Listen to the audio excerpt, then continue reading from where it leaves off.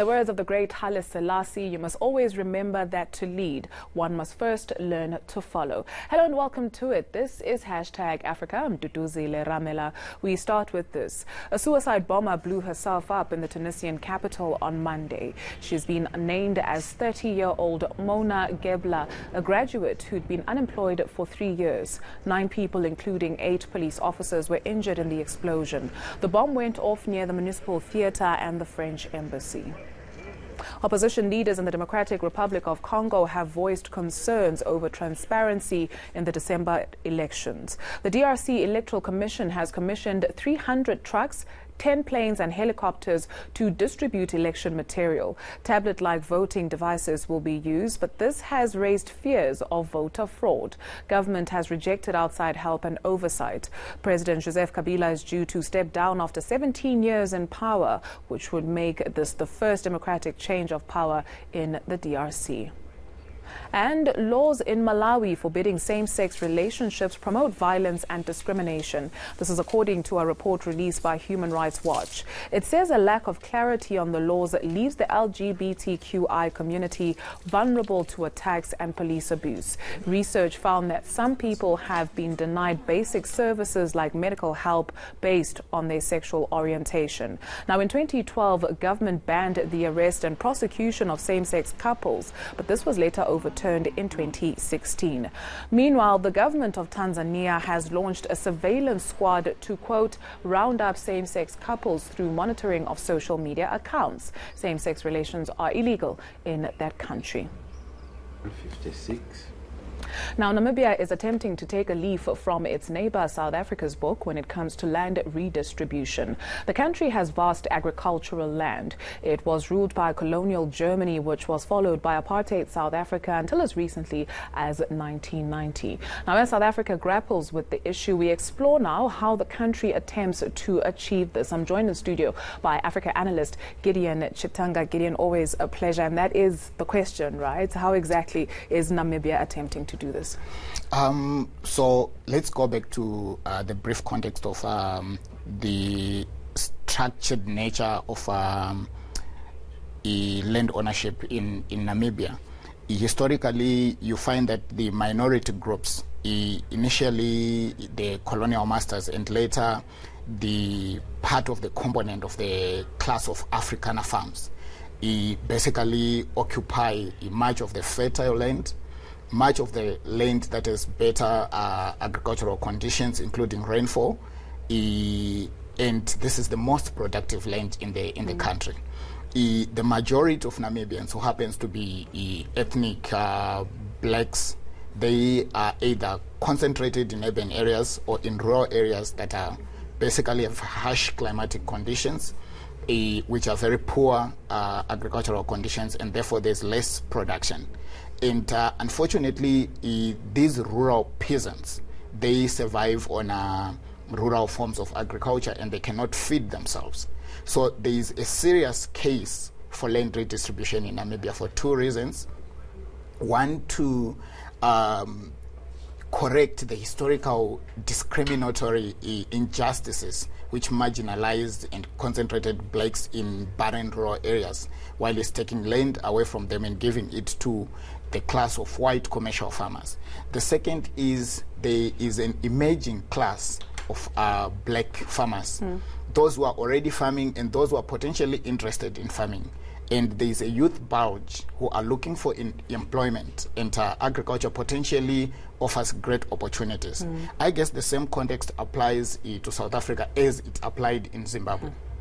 A myriad of issues, and these are some of the issues that were not tackled upon gaining independence in some of our southern African countries. What has been the reaction in Namibia specifically to this? We've seen how this has divided South Africa, the specific issue. So there is increasing pressure for SWAPO to resolve the land question in Namibia. And I guess there's a kind of a ripple effect from the Zimbabwe situation and now the South Africa situation. But there are also other factors that are putting the government on the corner. a slowing economy, increased interest and consciousness that it's possible for black people to have access to land and to engage in commercial as well as raw agriculture. The opportunities that are emerging in raw agriculture and the need to relook at the political settlements which were used as exit strategies from colonial domination. It is interesting to look especially at the three countries, Namibia, South Africa and Zimbabwe, because it was the same kind of theory which informed the negotiations for independence. And the framework is largely based on the idea of respecting property rights. So we will give you political power, respect ownership of land and all other resources. That is for government. So government should not take away land, should not take away mines and other means of production. They should leave the status quo as it were economically, but they would gain political power. Now, that sort of constrained the new governments from addressing critical social economic issues, although they gained political power. And as time moved, a lot of our African populations are concerned because they have not realized the benefit of liberation. They have not realized the gains of independence. How serious is the government of Namibia on this issue, though? Because right now there are some groups who are not happy that 4 farms have been given to a foreign-owned firm, and people saying, well, if you're saying you want to redistribute the land, why are you then giving it away? I don't think that the government has an option. This is a serious issue, and I think the time to deal with it's now.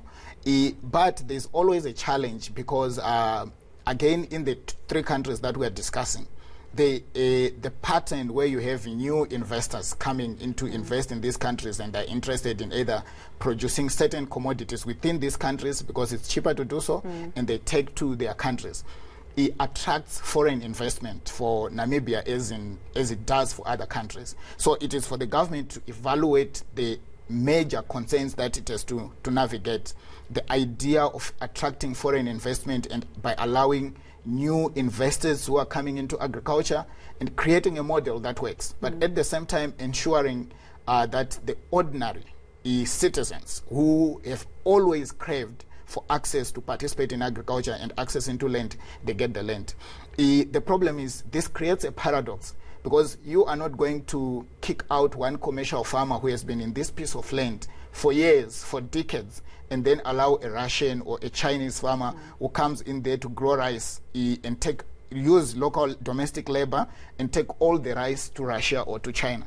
I actually think, and it's my opinion, the major issue is for the governments of concerned countries, the government of Namibia, the government of South Africa, and even the government of Zimbabwe, to embark on serious conversation about land reform, a conversation which is inclusive, which includes the conservative white farmers who are resisting land distribution, and the blacks who are agitating for it so that they can come up with a peaceful, inclusive method that allows access and productivity use of agriculture. Gideon, always a pleasure. Gideon Chitanga is an Africa analyst. Thank you very much for your time. When we return, farmers in Malawi are yielding great results following the introduction of drone technology by the United Nations. Do stay with us.